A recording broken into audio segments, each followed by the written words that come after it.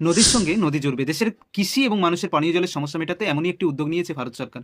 কিন্তু এর পিছনে লুকিয়ে আছে প্রাকৃতিক ভারসাম্য নষ্ট হওয়ার আশঙ্কা। আজকে আমরা আলোচনা করব কেন বেতোয়া নদী সংযুক্তিকরণ প্রকল্প নিয়ে, যা দেশের ভবিষ্যৎ চেহারা বদলে দিতে পারে। তবে তারই সঙ্গে জুড়ে আছে কিছু গুরুতর পরিবেশগত চ্যালেঞ্জ। চলুন বিস্তারিত আমরা জানার চেষ্টা করি। 25শে ডিসেম্বর 2024 মধ্যপ্রদেশের খাজুরাহোতে বিতর্কিত কেন বেতোয়া নদী সংযুক্তিকরণ প্রকল্পে শিলান্যাস করলেন প্রধানমন্ত্রী নরেন্দ্র মোদী। প্রাক্তন প্রধানমন্ত্রী অটল বিহারী বাজপেয়ীর আমলে শুরু হওয়া এই প্রকল্প বাস্তবায়নের লক্ষ্য দেশের জল সম্পদ ব্যবস্থাপনায় এক বিপ্লব আনা।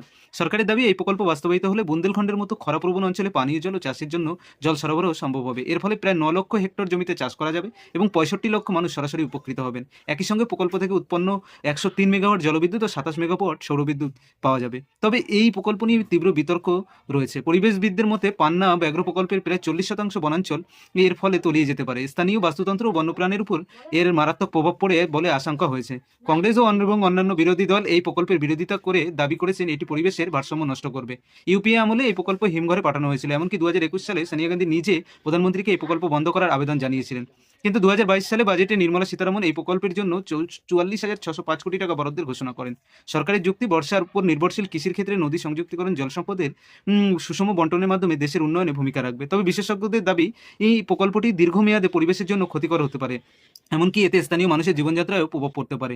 নদী সংযুক্তিকরণ প্রকল্প কি কৃষকদের স্বপ্ন পূরণ করবে, নাকি পরিবেশের ভারসাম্য নষ্ট করে এক বিপর্যয় ডেকে আনবে? এই প্রশ্নের উত্তর সময় দেবে। তবে উন্নয়নের সঙ্গে পরিবেশের ভারসাম্য রক্ষার দায়িত্ব আমাদের সবার। আপনার কি মতামত মন্তব্য করে জানান, আর ভিডিওটাকে শেয়ার করতে কিন্তু ভুলবেন না।